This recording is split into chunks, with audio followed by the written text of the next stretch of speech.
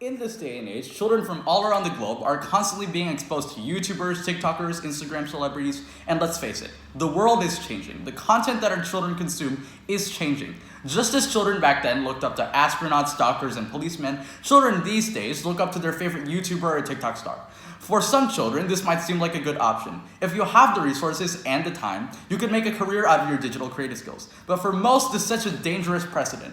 Don't get me wrong, opposition is not saying that it's impossible to be successful in this field, but looking at the nature of the job and the context of the world right now, we say that middle-class parents should not trap their children into making reckless decisions that will impact their future greatly.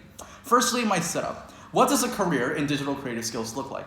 We would consider content creators, digital artists, and audiovisual designers, professions like these. If opposition wishes to win this debate, we have to prove why pursuing a career in digital creative skills is not favorable when it comes to the middle class children and their families. I'll be discussing my rebuttals, and I have two arguments to present. The first is how relying on digital creative skills isn't a viable option for middle class children, and the second is the long-term unsustainability in the job market for digital creative skills. On to my rebuttals then. Proposition claims that children whose parents prioritize formal education won't have as much fulfillment in life. This is untrue because opposition conceded that if you do get a formal education, you're able to get a stable income. This income can then be used to pursue a hobby in digital creative skills. Just because you can't make a career out of digital creative skills doesn't mean that your opportunities are now closed off. You can pursue a degree first and then chase down those passions later. What is the deadlock breaker between opposition and the Prime Minister? On our side, we don't put all our eggs in one basket. That is to say that we will pursue this degree as a safety net while testing the waters in those passions. Why should we test the waters first? 1. Kids' passions/definitions of success are fleeting. Your child is still very young. They're in their teenage years or just turned into young adults. And what they enjoy doing now is not fixed. They don't know where they will be in a couple of decades. But deprioritizing formal education is a long-term commitment. Passions may be fleeting given that your exposure is due to isolated moments of doing the thing that you like. Secondly, as a middle-class individual, you're on thin ice. Most of the middle class don't even have a lot of disposable income, which means with the limited money you have, you're forced to pick either one. Either use it for education or use it for starting your digital career. That means there's no turning back. We'll give more analysis later on why a degree is a better safety net. But on to my arguments now. How relying on digital creative skills isn't a viable option for middle-class children. Let's look at the context here. When success in the digital realm comes to mind, we usually think of content creators on large social media platforms rather than digital artists or virtual designers. That's because content creation is one of the most viable ways to monetize your digital creative skills. You don't see a lot of people making a living out of digital art commissions or audio and visual design. But when it comes to content creators, there are numerous examples that we can use as metrics of success. First point of analysis, let's take a look at middle-class children. These are children whose financial status is fairly stable. They don't have a lot of disposable income, but they aren't living in poverty either. When we think of middle-class families, a nuclear family comes to mind. Maybe once in a while, they go to events or celebrate holidays, but in terms of income, they're fairly average. Second point of analysis, note that all of today's content creators who are able to make a living solely out of content creation have been on these sites ever since these sites were irrelevant.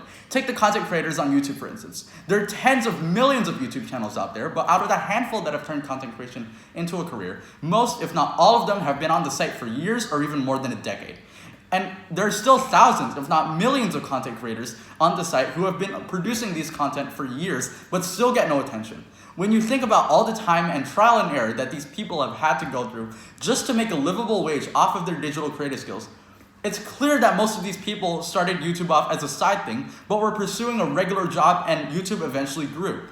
Because you, as a middle-class individual, can't go years on end without making some form of livable wage. In Proposition's world, where parents allow their kids to focus solely on their digital creative skills without formal education, it becomes a very risky path for these kids to follow, because they still need lots of time to build up a reputation for themselves, for an audience. It's the same deal with acting careers usually. Usually, only the upper class can even afford to go so long, failing, just for a chance to do what they like. This is the case with TikTok and Instagram too.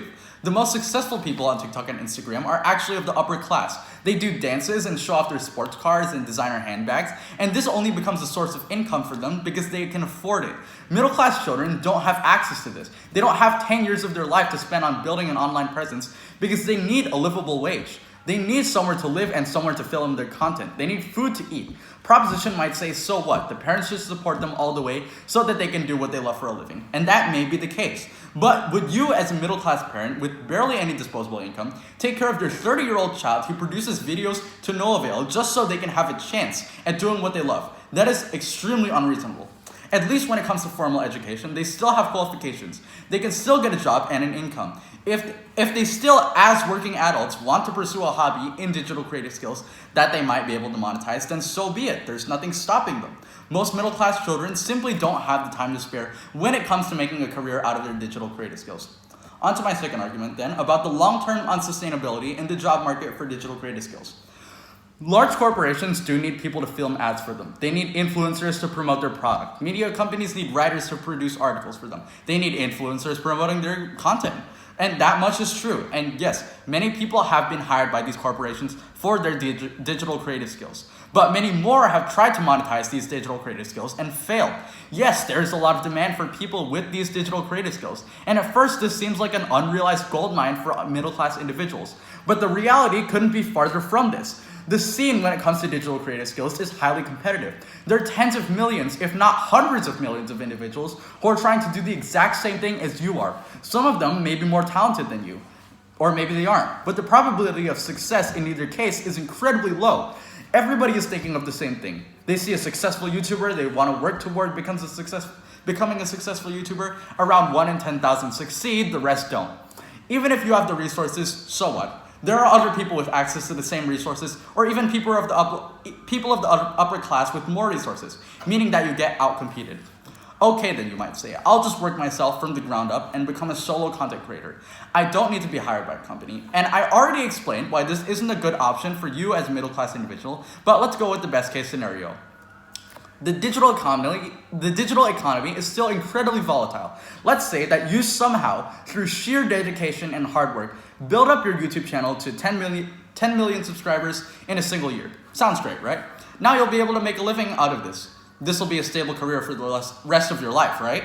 But the reality is, you don't know that. No one knows that because as of the status quo, we have no sample size for successful, fulfilling lives when it comes to people who solely made a living out of online content creation. We don't know if this is a sustainable career. Nobody knows what the internet will be like in, say, 10 years or even 5 years. The landscape of the internet is rapidly changing, and tons of seemingly successful YouTubers have been canceled or simply fallen into obscurity. The truth is that as a content creator, you have so little control over how long you will stay relevant because the nature of content creation requires you to put yourself out there for the whole world to see. You're only one controversial takeaway from having your years of hard work and maybe even your personal life ruined. Or in a worst case scenario, content creation as a whole becomes obsolete due to the increasingly strict restrictions on content on sites such as YouTube and TikTok. At least a degree in formal education are basic benchmarks or certification of your basic cognitive skills. If you don't survive in this extremely volatile internet landscape, you can't turn back and look to get hired as other high-paying jobs, such as lawyers or accountants, because the skills you learn are not cross-transferable. What is the conclusion then? On their side of the house, even in the best case scenario as of now, there is no way to guarantee long-term success in your career or in any other aspect of life, rather than our side of the house, which guarantees financial security through formal education. And for all of those reasons, we're very proud to stand for opposition.